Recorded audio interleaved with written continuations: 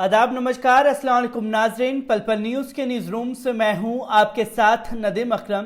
उत्तर प्रदेश 2022 के 7वें चरण का मतदान जैसे ही खत्म हुआ तब एग्जिट पोल शुरू हो गया। तमाम दलाल, दंगाई, चाटुकार पत्रकार जो हैं वो एक धुनकी पर नाचते हुए नजर आए और हर एक सीट पर ऐसे प्रिटेंड करने लगे कि भैया अभी रिजल्ट आ गया और इन्होंने सीएम योगी आदित्यनाथ को मुख्यमंत्री बना करके उत्तर प्रदेश की सत्ता पर काबिज कर दिया और फिर अखिलेश सरकार की बुराइयां शुरू कर दी गई। आखिरकार चूक कहां हुई?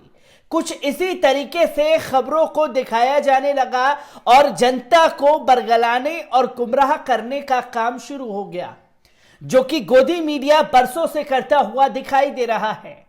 और जब गोदी मीडिया ने 2022 उत्तर प्रदेश के चुनाव को लेकर के भी ऐसी ही प्रतिक्रिया दी, तो तमाम प्रतिक्रियाएं भी आना एग्जिट पोल के बाद शुरू हो गई हैं, जहां ईवीएम को लेकर के राकेश टिकैत पहले ही ये कह चुके थे कि धांधलीबाजों से सावधान रहने की जरूरत है।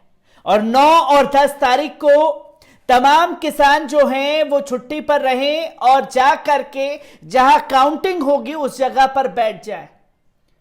वहीं अखिलेश यादव ने भी एग्जिट पोल के नतीजे सामने आने के बाद यह साफ तौर पर अपने कार्यकर्ताओं और नेताओं और प्रत्याशियों को कह दिया कि रिजल्ट के दिन जो है और रिजल्ट से पहले ईवीएम की निगरानी शुरू कर दे, गड़बड़ी हो सकती है।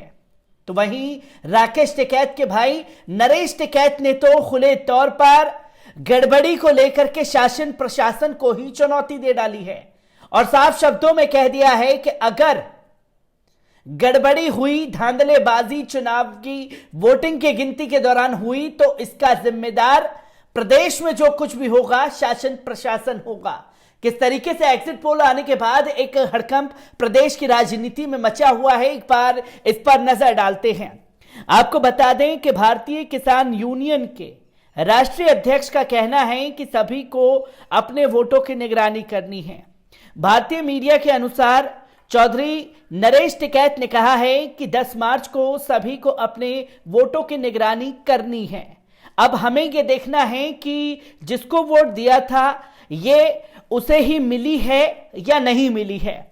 नरेश टिकैत ने कहा कि किसी भी तरह की धांधलेबाजी से हालात अगर बिगड़ते हैं तो इसके लिए जिम्मेदार शासन प्रशासन ही होगा। उनका कहना था कि मतगणना पूरी निष्पक्षता से होनी चाहिए। नरेश टिकैत ने कहा कि कुछ माह पूर्व हुए पंचायत चुनाव में भाजपा का सत्ता का दुरुपयोग पूरी दुनिया ने देखा था।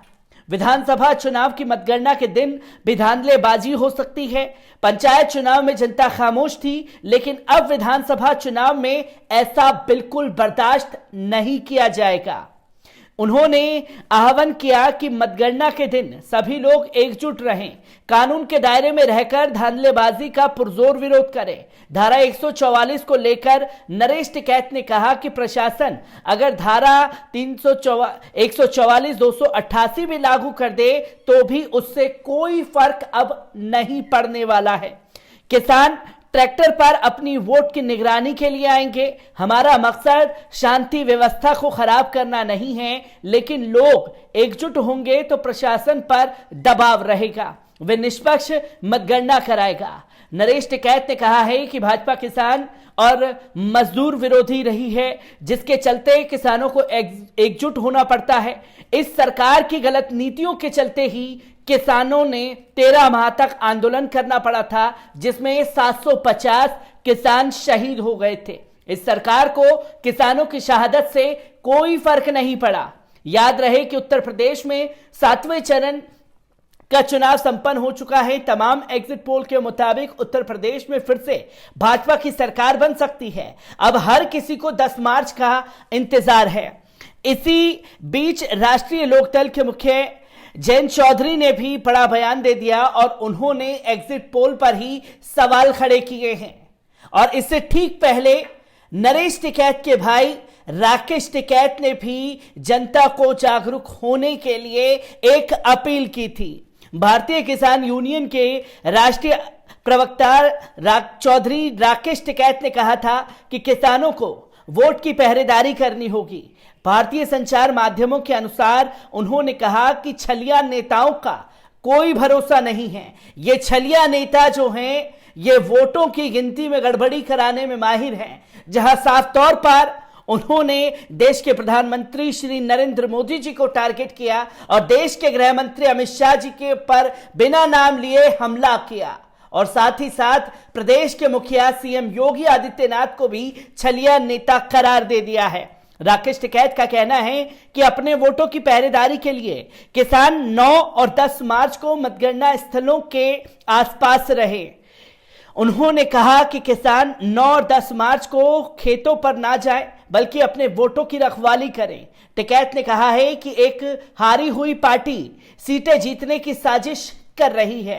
टिकैत ने ट्वीट करके कहा कि किसानों को देश की सीमा और खेती की पहरेदारी के अलावा वोटों की भी पहरेदारी करनी होगी। इसके लिए समय आ गया है। किसान 9 और 10 मार्च के लिए तैयार हो जाएं। शांतिपूर्ण माहौल में मतगणना स्थलों के आसपास रहें और निगरानी करें कि कहीं कोई अधिकारी आपके वोट में कोई गड़बड़ी तो नहीं कर रहा है। उल्लेखनीय है कि इससे पहले भी भारतीय किसान यूनियन के राष्ट्रीय प्रवक्ता चौधरी राकेश टिकैत लोगों से अपील कर चुके हैं कि उन केंद्रों की पहरेदारी करें जहां मतगणना होगी, क्योंकि मतगणना में बेईमानी की जा सकती है। याद रहे कि उत्तर प्रदेश, उत्तराखंड, पंजाब, मणिपुर और गोवा में फरवरी से विधानसभा चुनाव आरंभ हुए थे। 10 फरवरी को शुरू हुई चुनाव प्रक्रिया आज कल शाम सोमवार को खत्म हो गई और जैसे ही 7वें चरण का मतदान समाप्त हुआ तो तमाम गोदी मीडिया के एंकर जो हैं भारतीय जनता पार्टी की सरकार बनाते हुए दिखाई दिए। जहां एग्जिट पोल के नतीजों के तहत साफ तौर पर यह बता दिया गया कि प्रदेश में भाजपा की सरकार बनेगी, तो वहीं सोशल मीडिया पर अखिलेश यादव की सरकार बनाने के तमाम सबूत जनता द्वारा और लोगों द्वारा पेश किए जा रहे हैं। जहां इस चुनाव में प्रधानमंत्री जी को भारी भीड़ न होने की वजह से अपनी रैलियां कैंसिल करनी पड़ी और साफ शब्दों में भारतीय जनता पार्टी में दो फाड़ होते हुए दिखाई दी। जहां गोरखपुर में 28 तारीख को जाना था अमित शाह को और मेन टाइम पे अपना प्लान बदला तो ये कहीं ना कहीं जाहिर हुआ कि जिस चुनाव प्रचार में करोड़ों का पैसा बहाया गया, आखिरकार उससे दिन क्यों अमित शाह ने बैकआउट किया। आखिरकार कुछ तो गड़बड़ है जिसकी वजह से भारतीय जनता पार्टी की लुटिया उत्तर प्रदेश में डूब रही है।